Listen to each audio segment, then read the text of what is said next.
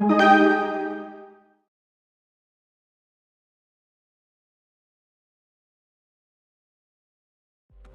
everyone, my name is Kévin Neibert.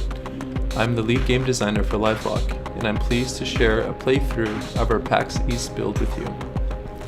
Livelock is a top-down cooperative twin-stick shooter set in the 22nd century, the age of the machine.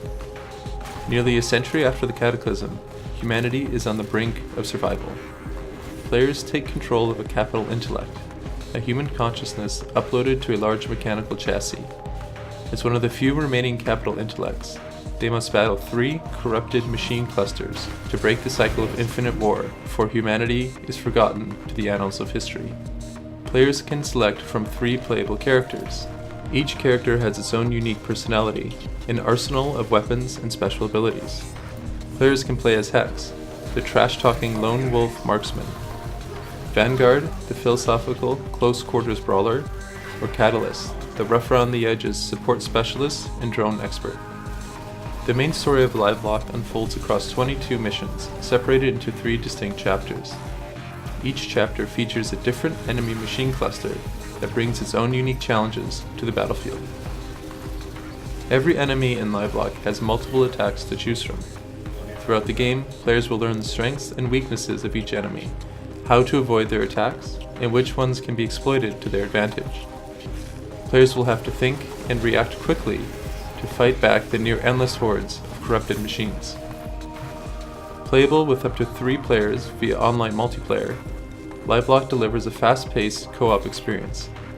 It's no walk in the park though. As more players join, the difficulty is adjusted dynamically, making enemies more powerful and dangerous. Players must take full use of their weapons and special abilities to defeat the rogue machines. Here we can see Catalyst using her forge weapon to weaken enemy armor, making them take bonus damage from all sources.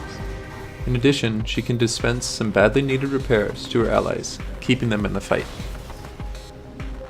We've put a huge focus on the level environments to deliver a moody and apocalyptic backdrop to the story. Each level is filled with destructible objects that help players get a feeling for the scale and raw power of their machine. Vanguard likes to lead from the front. Here we can see him smashing his way through the entrance of the abandoned power plant. These massive robots don't need to open the heavy blast doors. They can walk right through them. Players will earn experience by completing mission directives and destroying enemies.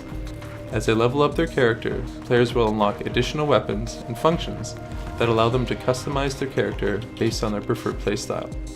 As players explore levels, they will find other damaged machines and supply chests that contain blue carbon nanotubes. These are part of our weapon upgrade system. The carbon nanotubes can be spent to level up their weapon stats, increasing damage, rate of fire, stability, and clip size. Hex is a master of hit-and-run tactics. Here you can see him dropping down some cluster mines that will detonate when triggered by a nearby enemy.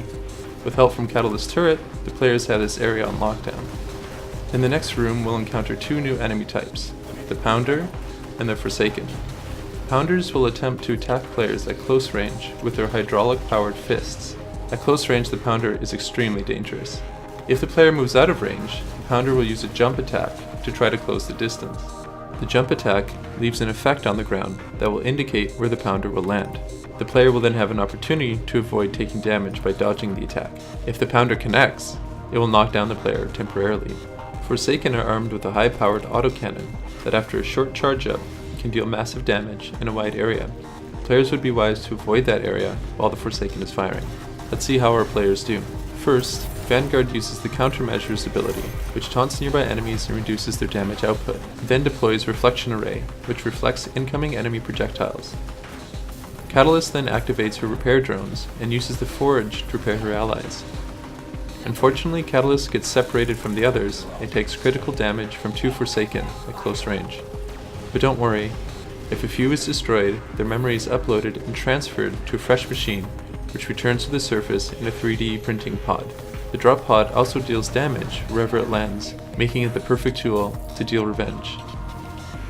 This encounter highlights the importance of working together and sticking together as a team. The next area will feature a new enemy type called the Dampener. The Dampener has a huge blade on its arm that deals massive damage at close range. At long range, the dampener will lob vortex bombs that slow down players and deal damage in a small area.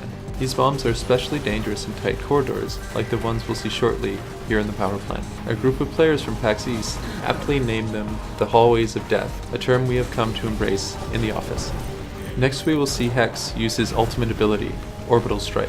Orbital Strike deals massive damage in a large area, which is perfect for wiping out swarms of small enemies and taking a big chunk out of larger enemies. Also, we will see Hex use his Ultra Velocity ability to quickly dance across the battlefield, looking for a safe firing position. Ultra Velocity is useful both as a gap closer and escape tool if things get too hot. In the final encounter, we will get a glimpse of our upgraded enemy system. Upgraded enemies are larger and more dangerous versions of the normal enemies. They have a colored shield which gives them extra health. Each time an upgraded enemy spawns, it will randomly pull a trait from a pre-generated list.